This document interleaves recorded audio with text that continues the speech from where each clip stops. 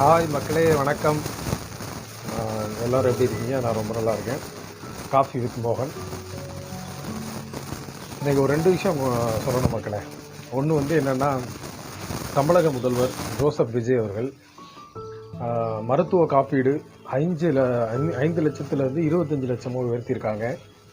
அது மிகப்பெரிய ஒரு சந்தோஷமான செய்தி. 25 லேக்ஸ்ன்றது சாதாரண அமௌண்ட் கிடையாது. ஸோ இனிமேல் மக்கள் பொதுமக்கள் மருத்துவ காப்பீட்டுக்கு 25 லட்ச ரூபா வரைக்கும் மருத்துவ ட்ரீட்மெண்ட் எடுத்துக்கலாம் அப்படின்ற மாதிரி சொல்லியிருக்காங்க சட்டசபையில். அது ரொம்ப இனிப்பான செய்தி. இது வரைக்கும் எந்த கவர்மெண்ட்டும் இவ்வளோ பெரிய அமௌண்ட்டு மருத்துவ காப்பீட்டில் உயர்த்தினது கிடையாது. அதுக்கப்புறம் சென்னையில் திருவான்மியூர், பெசன்ட் நகர், திருவொற்றியூர், மெரினா இந்த மாதிரி கடற்கரை பகுதிகளில் ஃப்ரீ வைஃபை கொடுக்கறதா கார்ப்பரேஷன் பிளான் பண்ணியிருக்காங்க. ஸோ கண்டிப்பாக ஃப்ரீ வைஃபை கிடைச்சா ஸோ அந்த சைடு வாக்கிங் போகிறவங்க, மெரினாலெலாம் பார்த்தீங்கன்னா ஒரு நாளைக்கு ஆயிரக்கணக்கான பேர் வாக்கிங் எக்ஸசைஸ் பண்ணிகிட்ருக்காங்க. ஸோ அவங்களுக்கு கொஞ்சம் ஈஸியாக இருக்கும். நெட் பேக் ஃப்ரீயாக கிடைக்குதுன்னும் போது கொஞ்சம் மக்களுக்கு கொஞ்சம் நல்லாயிருக்கும்.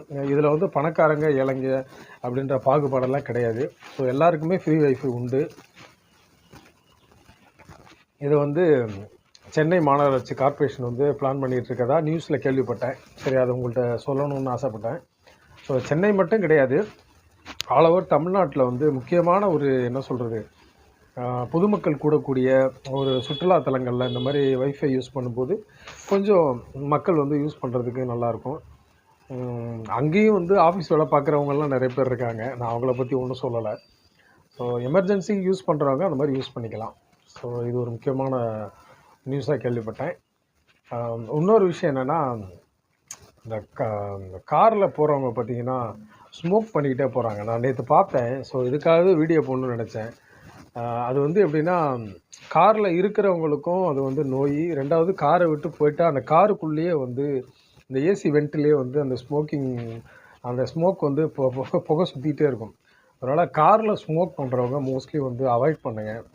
ஏன்னா பொதுவாக ஸ்மோக்கே பண்ணக்கூடாது. ஆனால் வெளியிலேருந்து பண்ணுறீங்க, அது ஓகே.